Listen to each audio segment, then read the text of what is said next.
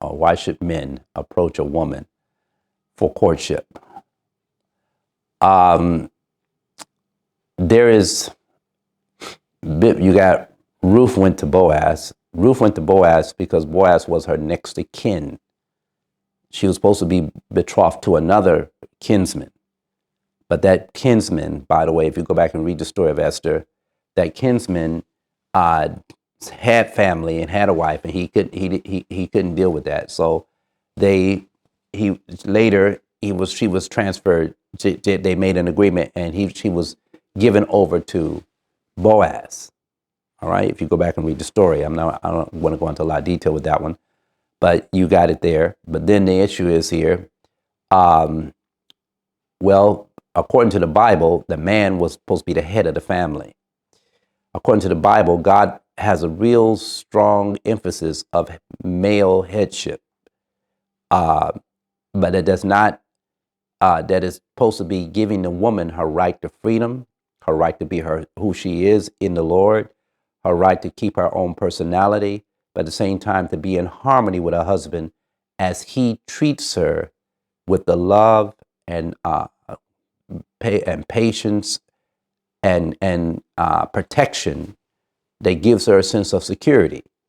Today we live in a time when men do not give women a sense of security, because some men all they want to do is date and have children, but they don't want to be responsible for those children. Therefore, women are in homes with no security whatsoever.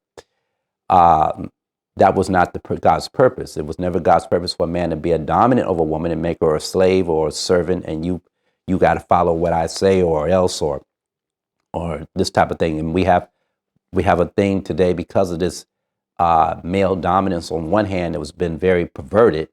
We have this issue of male chauvinism that takes place, and now we have women's liberation, where they want to feel liberated, where they don't want to be under the control of any man.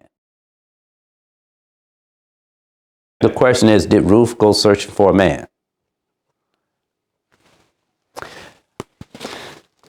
In Genesis, but in Esther, let's go to this. I guess in Esther, am I right? Not Esther, Ruth, in the book of Ruth. Did Ruth go searching for a husband?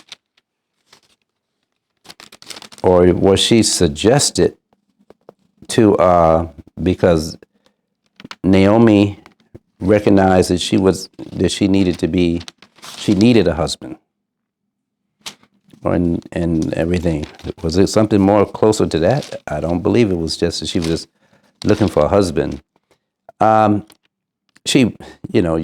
know she was married to one of Naomi's sons, isn't that right?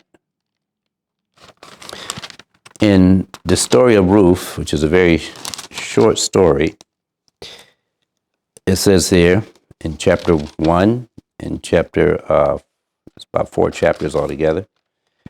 It says here, now you remember that the whole idea is that Naomi is telling Ruth to go back to her Moabite family and everything else. Listen, in Genesis and Ruth 1:22, so Naomi returned, and Ruth the Moabitess and her daughter-in-law with her, which returned out of the country of Moab, and they came to Bethlehem in the beginning of the barley harvest. All right. And then chapter 2 opens up with this. And Naomi had a kinsman of her husband's, a mighty man of wealth, of the family of Elimelech. It says here, and his name was Boaz. Right? And Ruth, the Moabitess, said unto Naomi, let me now go to the field and glean ears of corn after him, in whose sight I shall find grace. And she said unto her, go. Now, here, first of all, Boaz is a what? According to the text, he's a kinsman, right? All right? And he's well off. Naomi and Ruth are basically in poverty, or very poor.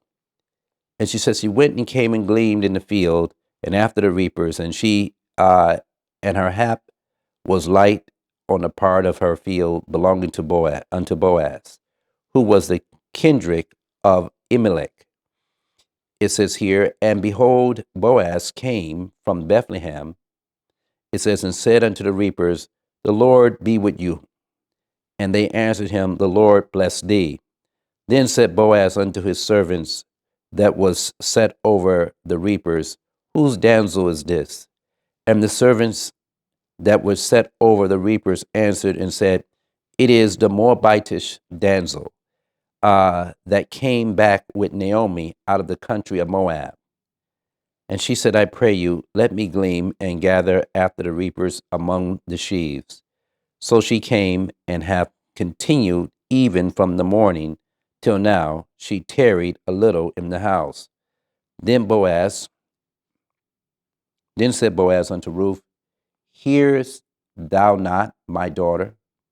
Go not to glean in the field, another field, neither go from hence, but abide here, fast by my maidens. Now, if you go back and read the story carefully, so far it appears that because he is next of kin, somehow there's a connection where he can actually be responsible for helping taking care of Ruth and Naomi. Okay, but at the same time, when you read the story, you also read where another kinsman, like I said earlier, is before him, and he has to actually give up his right over to receive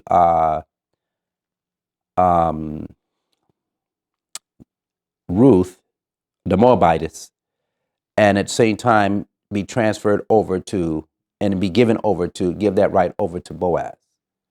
And you'll read about that in there in the story. But the whole idea is, should men approach a woman for courtship? The answer should be yes, but we're living in times where people are turned away from the rules that God has set inside. And not only that, when a man came to a woman for courtship, he had to prove that he had the means to take care of the woman. It wasn't about just, I love you only. They might have been loved, but if you think about it very carefully, in the Old Testament especially, men had to bring a diary to show that he could amply take care of the young woman. So when the young woman left the father's house, the father and mother would not worry about their daughter as though the man married the daughter and didn't have the money to take care of her. And that's a safeguard, I think, that should be sometimes thought about nowadays, because we see that go on. But it should have been that way. It should be that men would want to court women. Now, sometimes you have some women that are aggressive, but there's some women that are aggressive, but they're prayerful. And sometimes you have men that are interested in women that are too shy to speak up. And sometimes you have women that are aggressive enough to speak up, not out of immodesty, but trying to see if this guy really has interest or not, recognizing that they recognize the guy is kind of on the shy side. And that sometimes he might need some help. But at the same time, the issue was, when, in this case, would that woman disrespect the guy because she recognized that he was shy and he didn't really speak up? And the real answer to that is no, if she really believes this guy has interest in her and that he loves her, and that she saw that once he could feel confident talking to her, she could actually allow him to be who he is and yet be in love with him at the same time. That is something that is very rare nowadays, but it's something that can happen by God's grace. Okay, so I'm just going to leave it at that for now, because if you want to read the story about Boaz and Ruth, you go ahead. That would be a Bible study all by itself.